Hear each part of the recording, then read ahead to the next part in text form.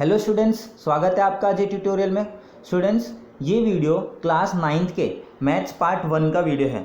इस वीडियो में सेट्स इस चैप्टर का प्रैक्टिस सेट 1.3 जो पिछले वीडियो में हमारा आधा अधूरा रह गया था वो हम कंप्लीट करेंगे। ठीक है, इसीलिए प्रैक्टिस सेट 1.3 का पार्ट 2 है। स्टूडेंट्स, ये वीडियो जो है वो सेट्स का चैप्टर सेट्स का 5वां वीडियो है।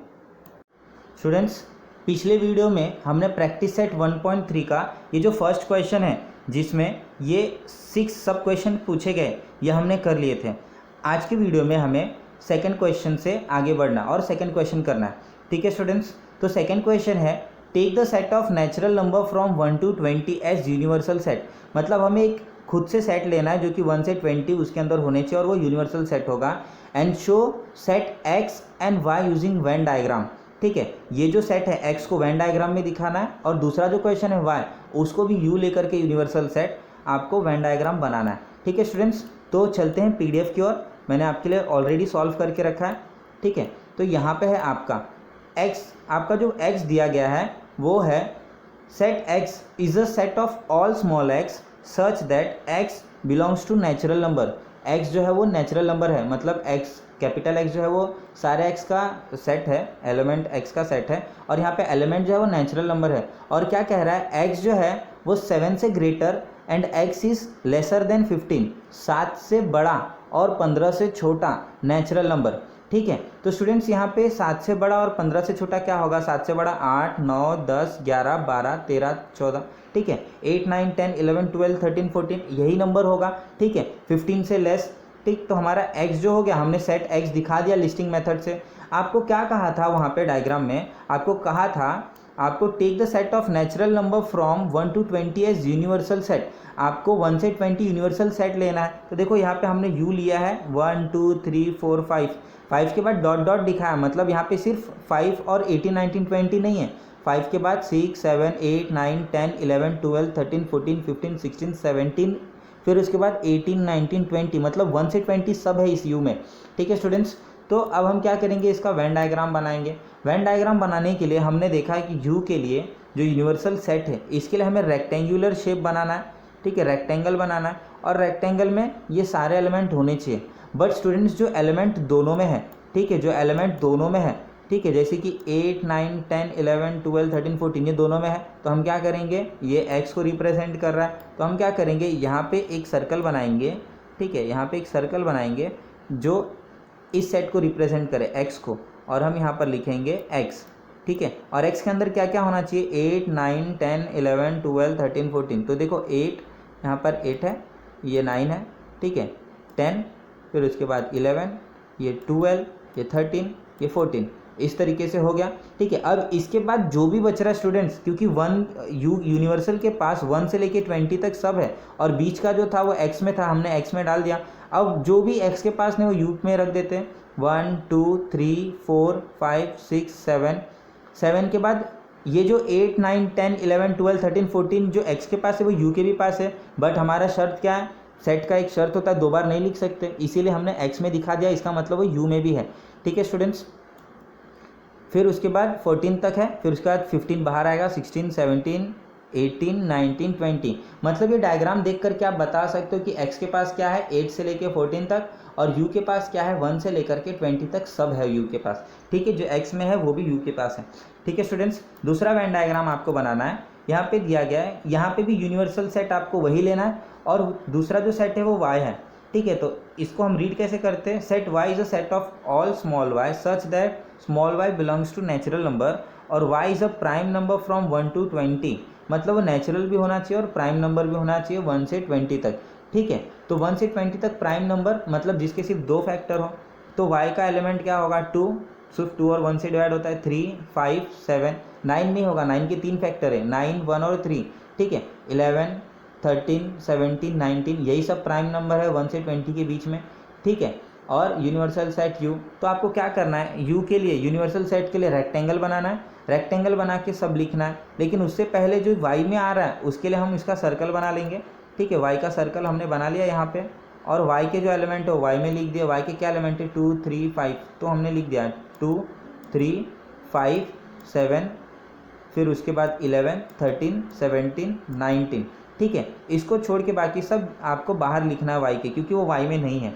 तो ठीक है, y में क्या क्या नहीं है, 1 आपको यहाँ पे 1 दिख रहा है 1, फिर उसके बाद यहाँ पे जो 4 है वो आपको यहाँ पे 4 दिख रहा है, फिर उसके बाद 2 3 5 है यहाँ पे, फिर उसके बाद यहाँ पे 6 नहीं था, उसके बाद 7 अंदर है, 8 नहीं था, 9 नहीं था, 10 नहीं था, यहाँ पर है, फिर उसके बाद 11 अंदर है, 12 नहीं था, 13 अंदर है, 14 नहीं था, 15 नहीं था, 16, फिर उसके बाद 17 आपको दिख जाएगा, यहाँ पे है आपका 18 और ये 20, क्योंकि 19 अंदर है।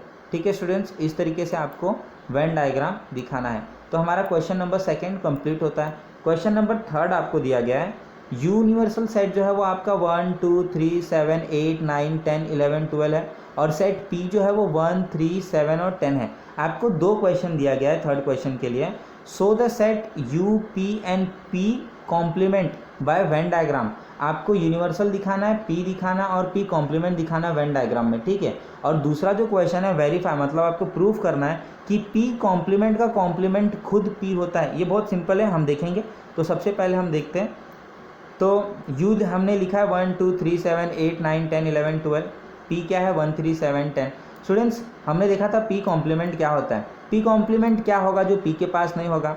P के पास क्या नहीं है, P के पास 2 नहीं है, P के पास 7 है, P के पास 8 नहीं है, P के पास 9 नहीं है, P के पास 11 एंड 12 नहीं है, ठीक है। तो ये सारी चीज़ P के पास नहीं, तो वो P कॉम्प्लीमेंट होगा, ठीक है। तो हम लिखेंगे if P is a set of U, ठीक है स्टूडेंट्स।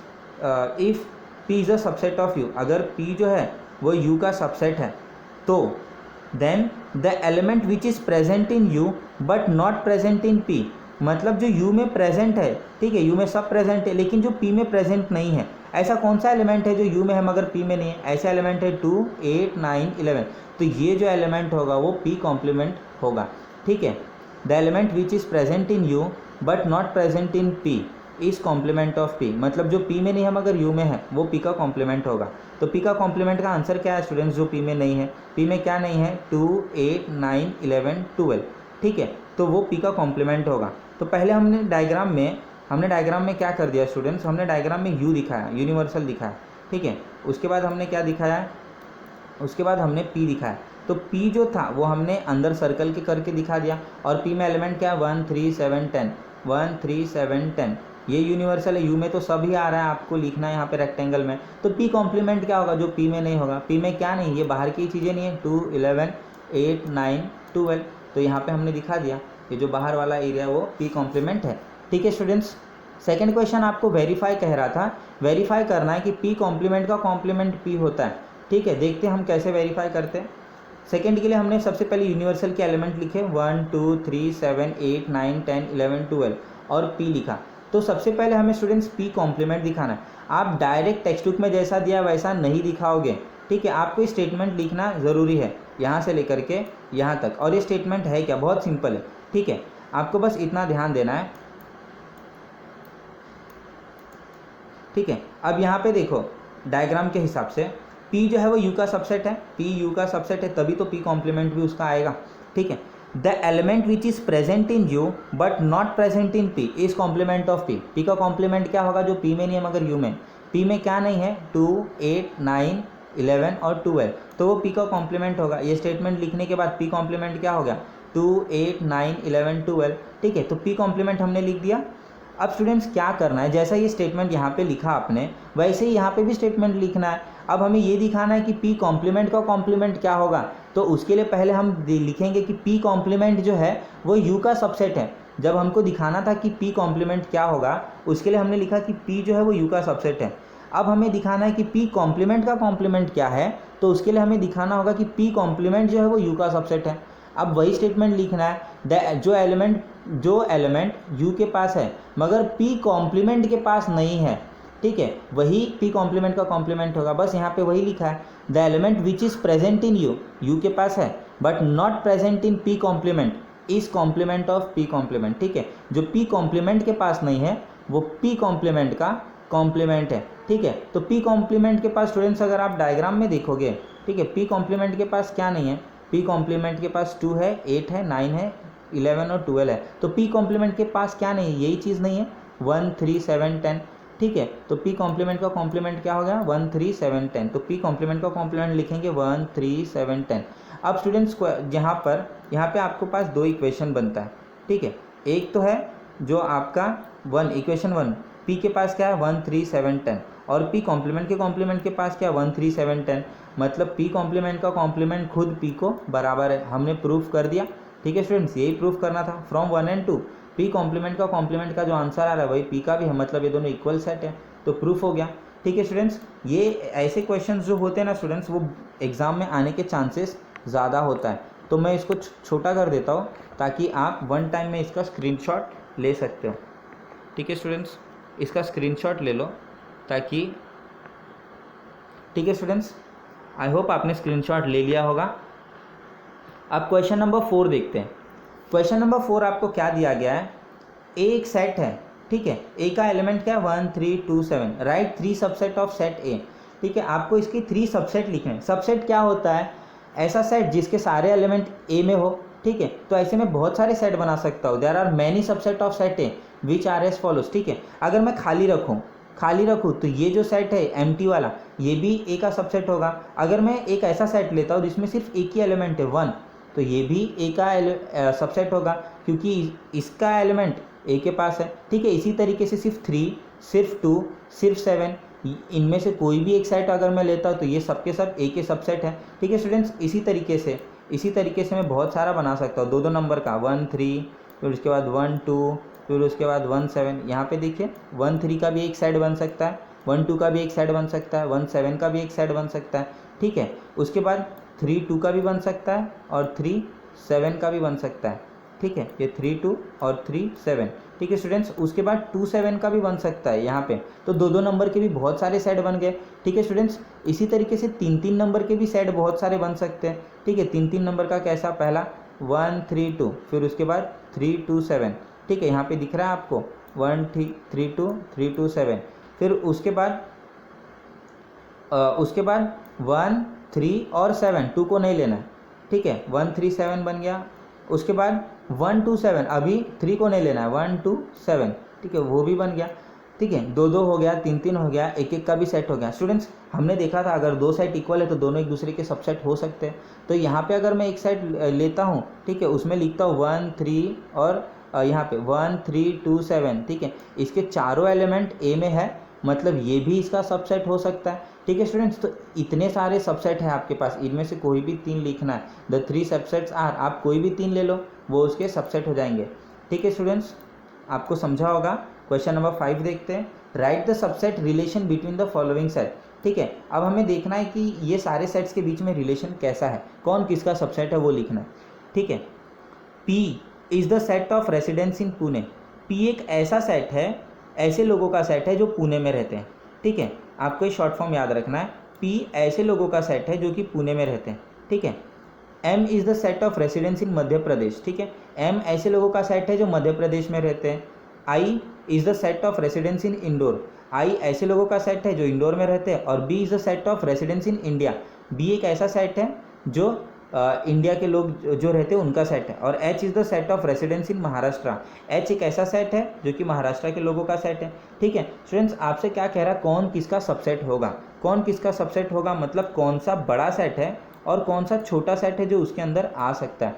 अगर मैं यहाँ पे पुणे लेता हूँ, ठीक है, तो आपका महाराष्ट्र के अंदर आपका पुणे आता है कहीं पे, मतलब पुणे जो है वो छोटा सेट है ना। पुणे पूरी तरीके से महाराष्ट्र के अंदर आता है ना। अगर मैं कहूँ पुणे के अंदर महाराष्ट्र आता है तो ये रॉन्ग होगा, ठीक है। तो पुणे जो है वो महाराष्ट्र के अंदर आता है, मतलब जो पी है महाराष्ट्र का कहाँ पे, एच, पी जो है वो एच का सबसेट होगा, है ना। पी जो है वो पूरी तरीके से एच के अंदर आता है, यानी फर्स्ट क्या होगा, आपको यहाँ पे मैंने लिखा है P is a subset of H, the residents in Pune are also the resident of Maharashtra, मतलब जो लोग पुणे में रहते हैं वो तो महाराष्ट्र में भी रहते हैं ना, क्योंकि पुणे छोटा है और पूरी तरीके से महाराष्ट्र के अंदर आता है, ठीक है स्टूडेंट्स। उसी तरीके से इंदौर जो है, मतलब आई जो है वो भी मध्य प्रदेश के पूरी तरीके से अंदर आता है, मतलब आई जो है वो भी सबसेट हो गया।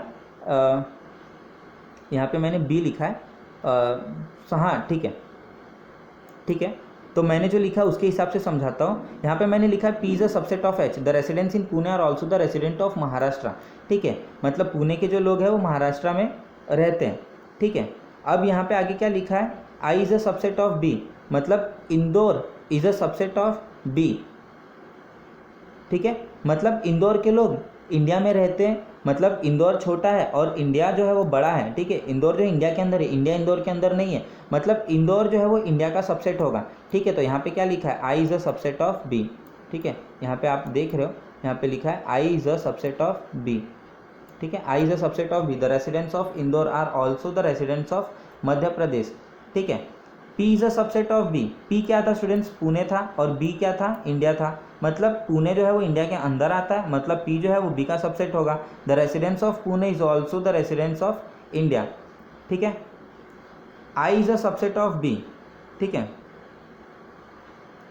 यहाँ पे दो बार रिपीट हो गया, I is a subset of B, I is a subset of B, sorry यहाँ पे जो बी है वो बी नहीं होना चाहिए, यहाँ पे बी की जगह क्या होना चाहिए, एम होना चाहिए, ठीक है। एम फॉर मध्य प्रदेश, ठीक है। आपको यहाँ पर लिखा गया है, ये राइटिंग मिस्टेक हो गया, एम जो है वो मध्य प्रदेश को रिप्रेजेंट करता है, तो यहाँ पे आई जो है इज़ अ सबसेट ऑफ, ये जो है आपको कैंसलेशन करना है, यहाँ पे आपको इसके जगह क्या लिखना है, एम लिखना है। देखिए, the residents of Indore are also the residents of Madhya Pradesh, मतलब हमने पहले दिखाया पुणे जो है वो महाराष्ट्र का सबसेट है और इंदौर जो है वो मध्य प्रदेश का सबसेट है।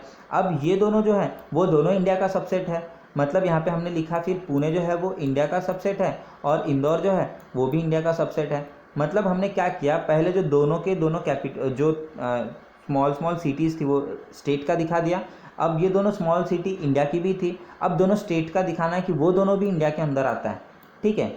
मतलब अब हमने दिखाया कि एम जो है वो बी का सबसेट होगा, एम मतलब मध्य प्रदेश, क्योंकि मध्य प्रदेश इंडिया के अंदर आता है और वो इंडिया से छोटा है। The residents of Madhya Pradesh are also the residents of India, मतलब मध्य प्रदेश के जो लोग हैं वो भी इंडिया के लोग हैं, ठीक है। सारे इंडिया के लोग मध्य प्रदेश के लोग नहीं हैं, ठीक है। सारे इंडिया के लोग इंदौर के लोग नहीं हैं, ठीक है, लेकिन सारे इंदौर के लोग इंडिया के लोग हैं, ठीक है। सारे मध्य प्रदेश के लोग इंडिया के लोग हैं, इसीलिए एम जो है वो बी का सबसेट होगा, ठीक है students. H is a subset of B, H for Maharashtra, ठीक है। यहाँ पे आपको एच महाराष्ट्र को रिप्रेजेंट कर रहा है, ठीक है। तो महाराष्ट्र भी इंडिया के अंदर आता है, मतलब महाराष्ट्र के जो लोग हैं वो भी हिंदुस्तानी है, लेकिन सारे हिंदुस्तानी मराठी नहीं है ना स्टूडेंट्स, इसीलिए एच जो है वो बी का सबसेट है, लेकिन बी एच का सबसेट नहीं है, ठीक है। The residents of Maharashtra are also the resident of India, ठीक है स्टूडेंट्स। आपसे write the subset relation between the following set, तो हमने सबसेट रिलेशन लिखा।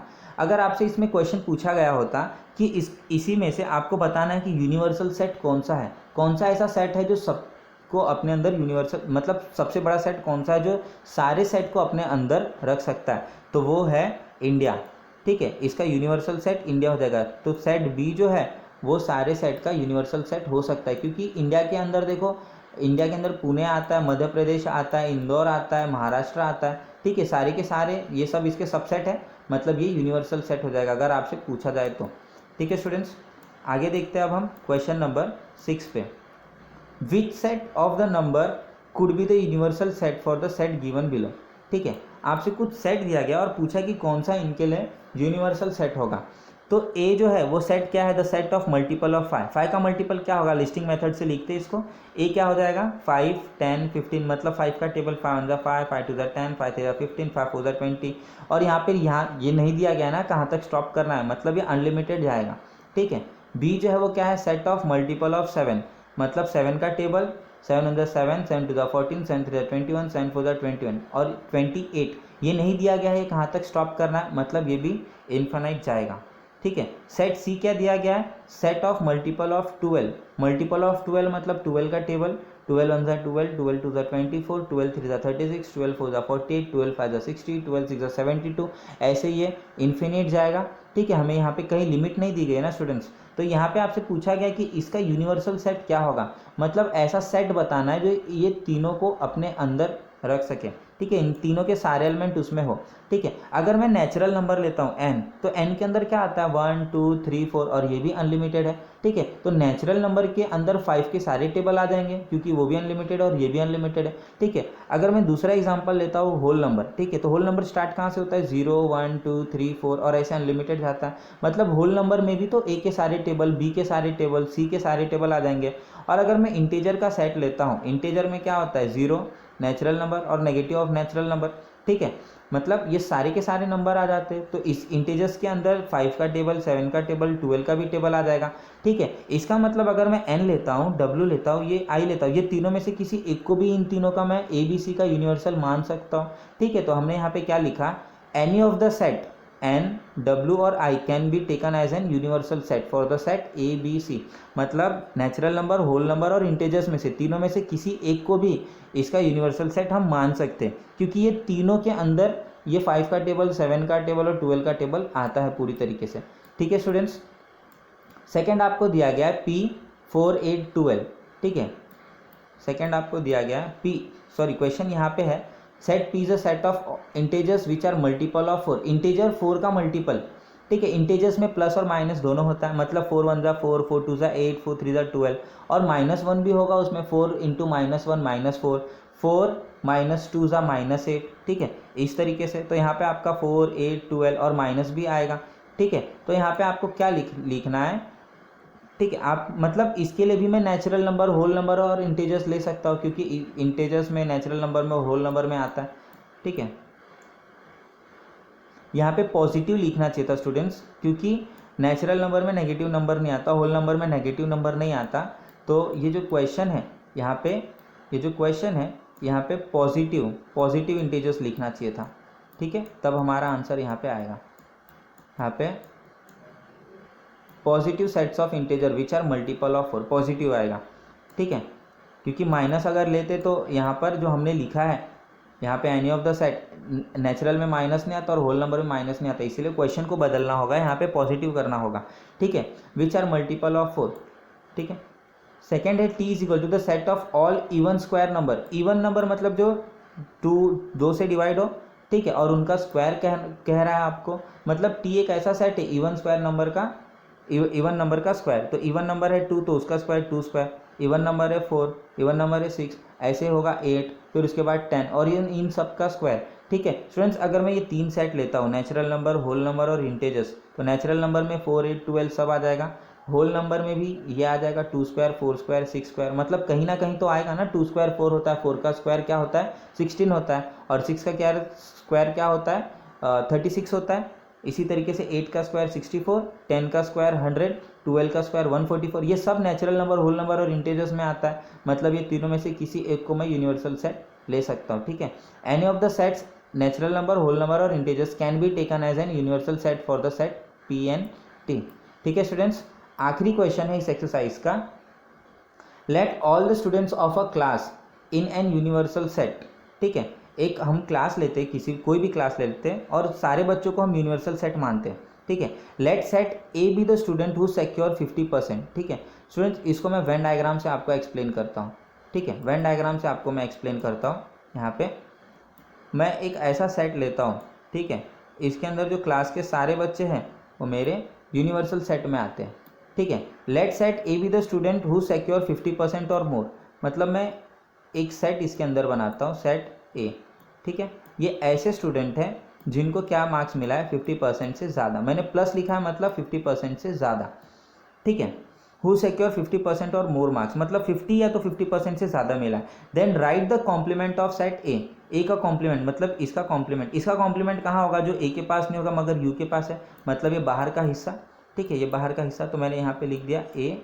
ठीक है, ए कॉम्प्लीमेंट लिख दिया, ये ए कॉम्प्लीमेंट है। स्टूडेंट्स, अगर ये ऐसे लोगों का ग्रुप है जिनको 50% या 50% से ज़्यादा मार्क्स मिला है, तो ए कॉम्प्लीमेंट क्या होगा, ऐसा ग्रुप होगा जिनको 50% से कम मार्क्स मिला है ना स्टूडेंट्स। वही एक ऑप्शन है, और कोई दूसरा ऑप्शन है ही नहीं, है ना। कॉम्प्लीमेंट का मतलब क्या होता है, जो उस सेट के पास नहीं हो मगर यू के पास हो। तो यू के पास तो ऐसे ही बच्चे होंगे ना जिनको 50% से कम मार्क्स मिला है। ठीक है, क्योंकि सेट एक मैंने अलग से ग्रुप बना दिया, 50% से ज़्यादा बच्चे लोग का ग्रुप है, तो उसका कॉम्प्लीमेंट क्या होगा, जो ए के पास नहीं होगा। और ए के पास क्या नहीं होगा, ऐसे बच्चे होंगे जो 50% से कम मार्क्स लाए होंगे। ठीक है स्टूडेंट्स, तो आपको समझा होगा ए कॉम्प्लीमेंट क्या होगा। The complement of set A is the set of student who secure less than 50% marks in maths, मतलब ऐसे स्टूडेंट्स होंगे जिनको 50% से कम मार्क्स मैथ्स में मिला होगा।